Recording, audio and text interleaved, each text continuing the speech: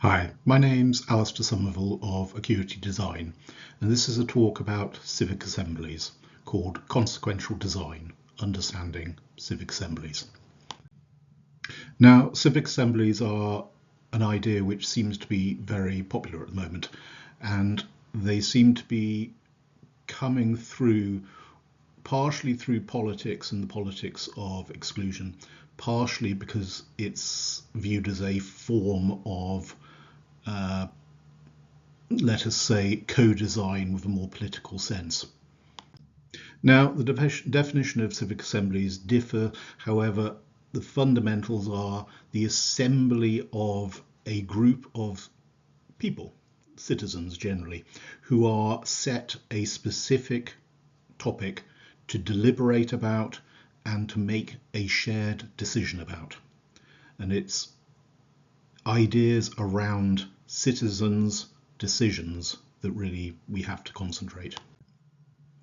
Now, the elements of a civic assembly can be broken down into fundamentally three parts. This is using a book by de Gruyter.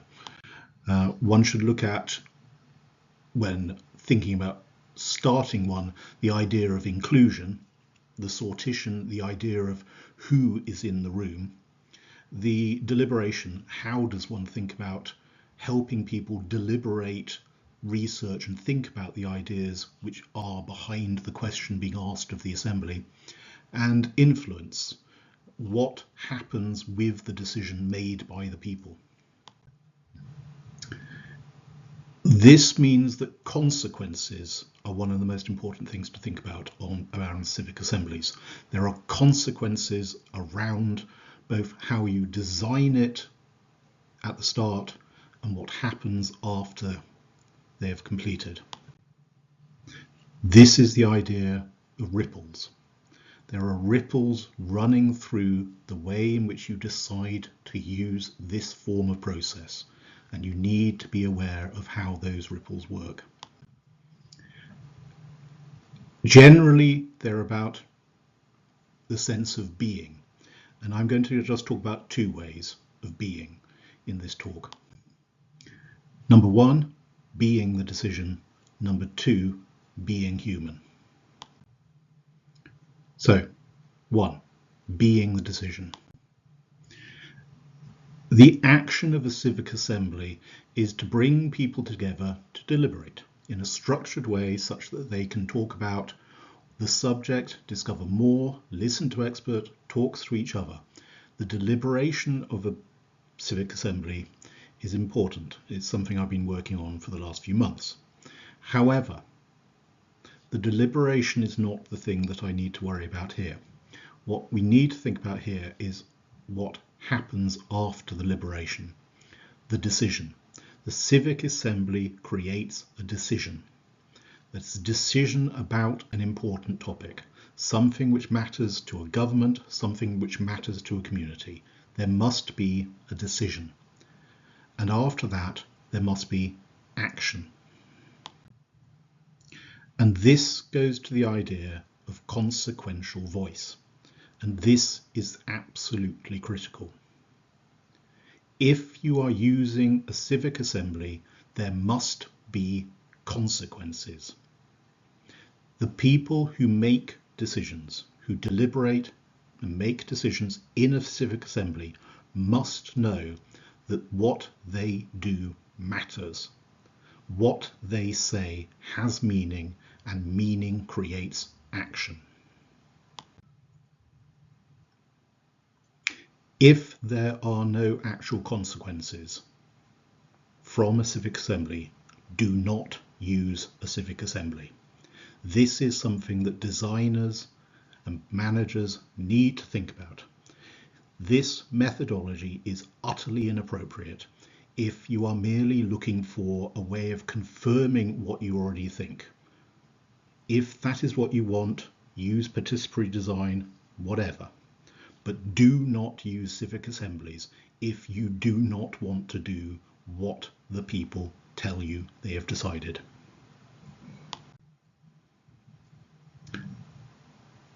The other part of the ripple is going the other direction. Instead of the consequences of the assembly, talk about what happens before the assembly. And number two, being human. This is important to understand in terms of what is the point of the people in the assembly. Why does it differ from other methodologies?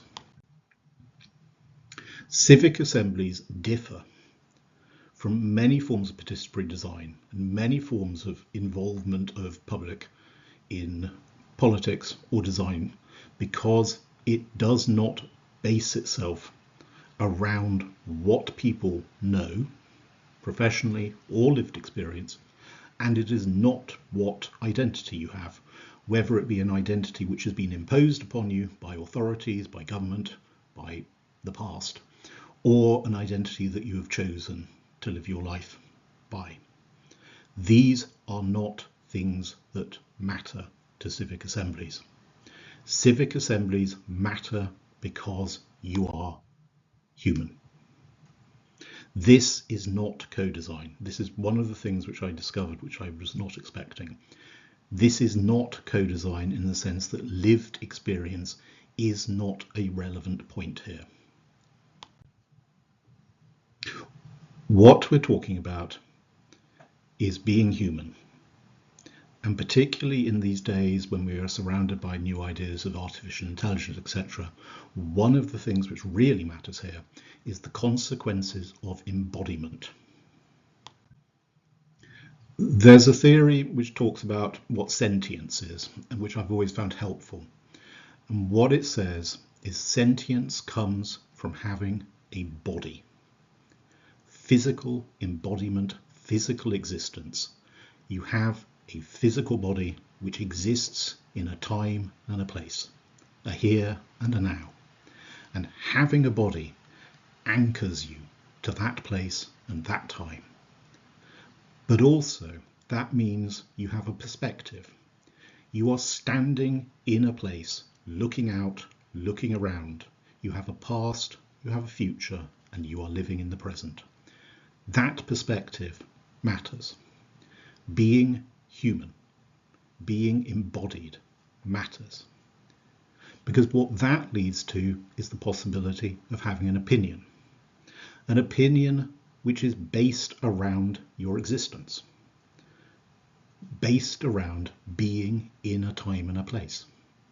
And this is why sentience matters. And this is why embodiment matters. You have an opinion which is because you exist as a human being, now, here.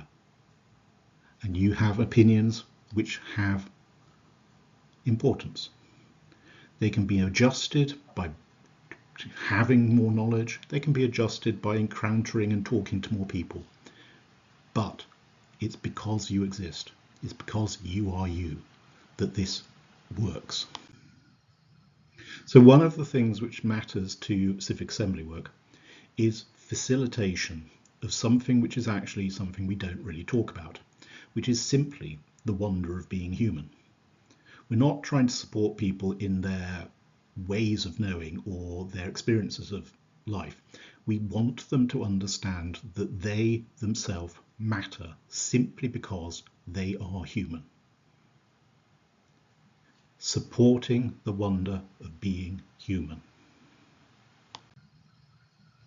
And of course, one of the things which this comes up with is why AI is inappropriate in this kind of work, particularly in the inclusion sense, because AI does not have a body. AI therefore does not have a perspective. It has many opinions, as we well know from ChatGPT, etc.